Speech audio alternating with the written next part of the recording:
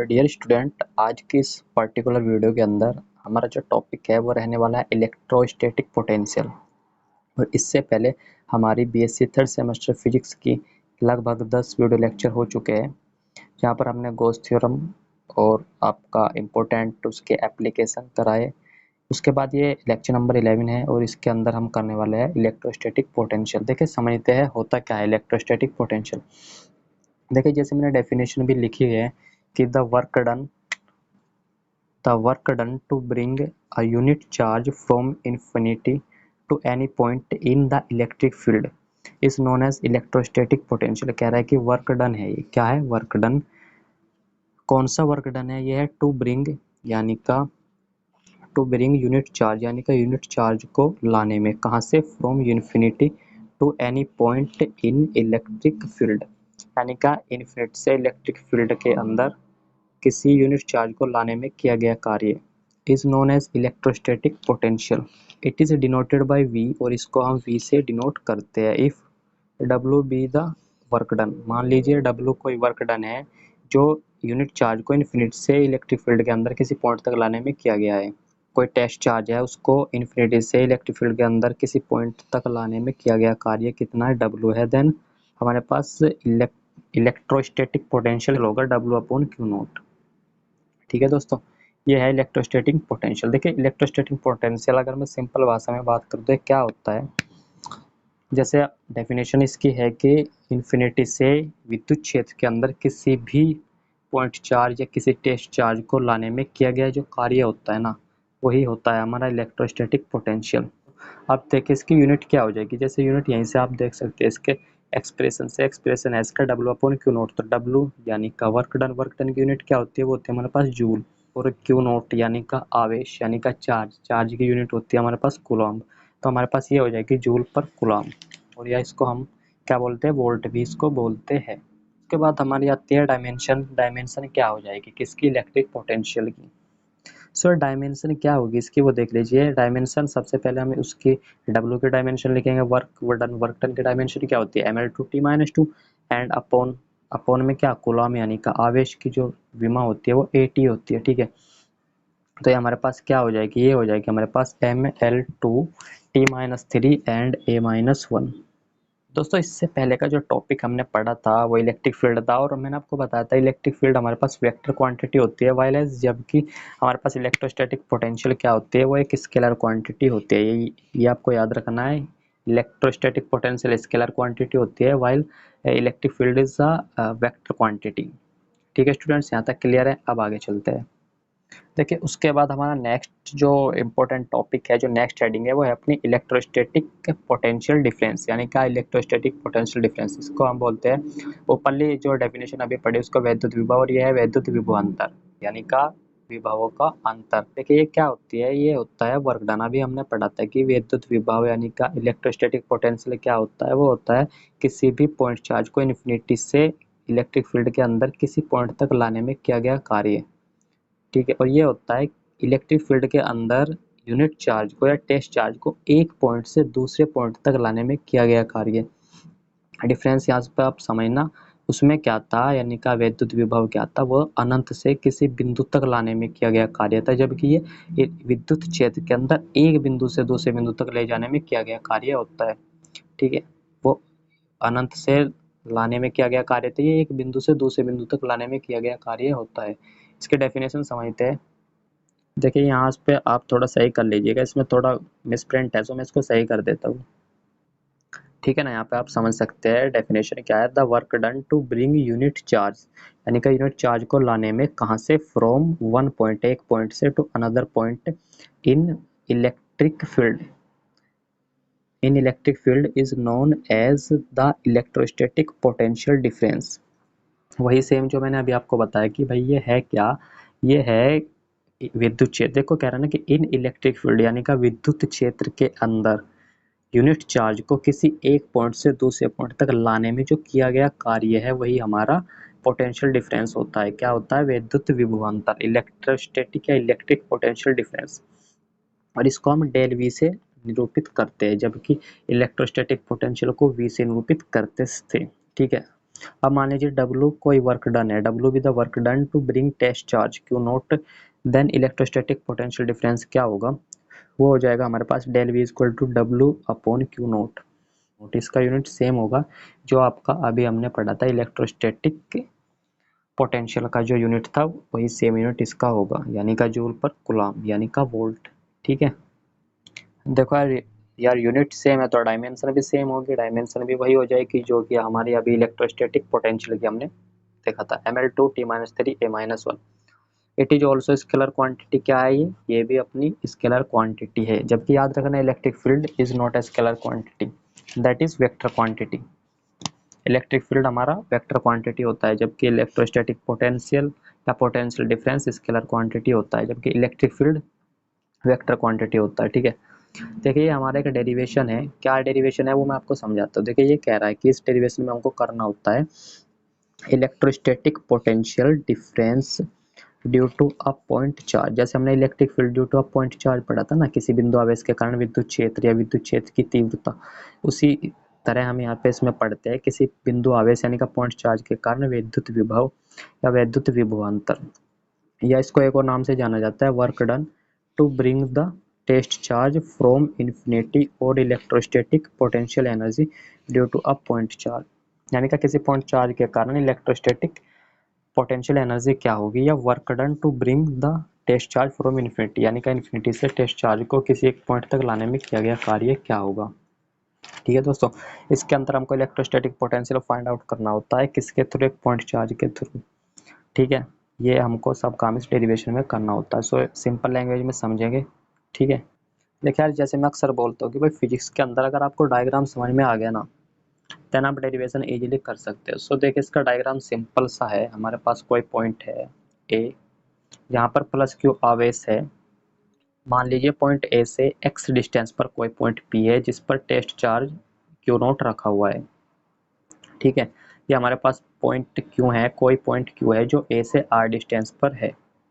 हमको क्या करना है, हमको बेसिकली इसमें बताना होता है कि ये टेस्ट चार्ज जो है इसको इन्फिनिटी से पॉइंट क्यू तक लाने में कितना कार्य करना पड़ा, वो हमको इसमें फाइंड आउट करना है।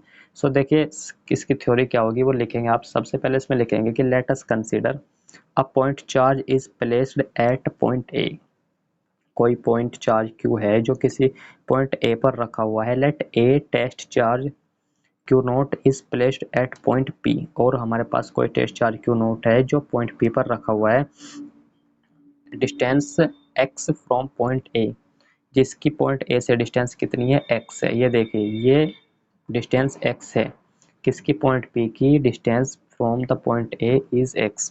Then electrostatic force between the charges q and q naught, then q और q नोट के मध्य जो इलेक्ट्रोस्टैटिक फोर्स लगेगा वो कितना लगेगा, वो होगा हमारे पास F equal to 1/4 pi epsilon naught q into q naught upon x square. This is equation first. तो यार मैं इसको इक्वेशन फर्स्ट नाम दे देता हूँ, ठीक है, क्योंकि इसकी हमको आगे जरूरत पड़ने वाली है। Then small work done to bring test charge from P to Q, कह रहा है कि जो टेस्ट चार्ज है उसको पॉइंट पी से क्यू तक लाने में जो स्मॉल वर्क डन होगा वो कितना होगा, वो होगा हमारे पास D W equal to F vector dot D X vector. देखिए ये जो हमारे पास टेस्ट चार्ज है क्यू नोट, इसको पी से क्यू तक लाने में कितना कार्य करना पड़ रहा है। देखिए कार्य बराबर क्या होता है हमारे पास, कार्य बराबर होता है बल गुणा बल की दिशा में विस्थापन, बल यानी का force and displacement in the direction of force. ठीक है दोस्तों, तो फोर्स कितना लग रहा है F एंड डिस्टेंस कितना इसने कवर किया है, यानी कि डिस्प्लेसमेंट कितना हुआ है, दैट इज dx। ठीक है, तो आई होप यहाँ तक आपको ये समझ आया होगा, अगर यहाँ तक आपको समझ आया तो आगे इससे भी सिंपल है, इजी है, आप इजीली समझ सकते हो। चलिए आगे देखते हैं। देखिए हम यहाँ पर क्या करते हैं, जब डॉट हटाते हैं तो कोस थीटा आता है, ठीक है ना, और दोनों के बीच का एंगल आता है, यानी का F D x cos theta, और थीटा 180 कैसे होगा वो आपको समझना है, और वो मैं आपको समझा देता हूँ। ठीक है, अब देखिए आप, हमारे पास फोर्स प्लस क्यू चार्ज है, ये भी प्लस क्यू चार्ज है, फोर्स की जो डायरेक्शन वो इधर होगी, ठीक है ना, वो क्यू से पी की तरफ होगी, जबकि डिस्प्लेसमेंट किधर हो रहा है, डिस्प्लेसमेंट हो रहा है क्यू नॉट का पी से क्यू की तरफ। ठीक है, यानी का direction just opposite. So angle कितना होगा 180। ठीक है दोस्तों, एंगल कितना होगा 180, यानी और कोस 180 की वैल्यू होती है -1।